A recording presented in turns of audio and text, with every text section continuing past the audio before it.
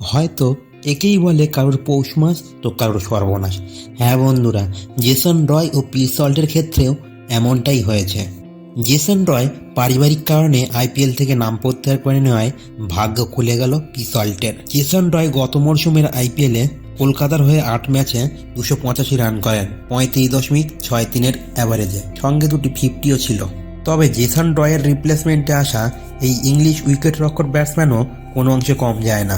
গত বছর আইপিএলে পি সল্ট দিল্লির হয়ে খেলেছিল, তবে নিলামের আগে দিল্লি তাকে ছেড়ে দেয় এবং আইপিএল 2024 নিলামে তিনি অবিক্রিত অবস্থায় ছিলেন।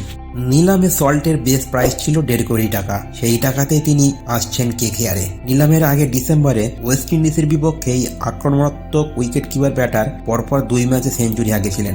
48 বলে ত্রিনাদে 17 রান হাঁকিয়ে ইংল্যান্ড ক্রিকেট ইতিহাসে যুগ্ম দ্রুততম শতরানকারী হিসাবে নিজের নাম রেকর্ড বয়ে তুলেন। তবে জোড়া সেঞ্চুরি করেও আইপিএল নিলামে অবিক্রিত থাকতে হয়েছিল তাকে, সেই আক্ষেপ মিটল রবিবার।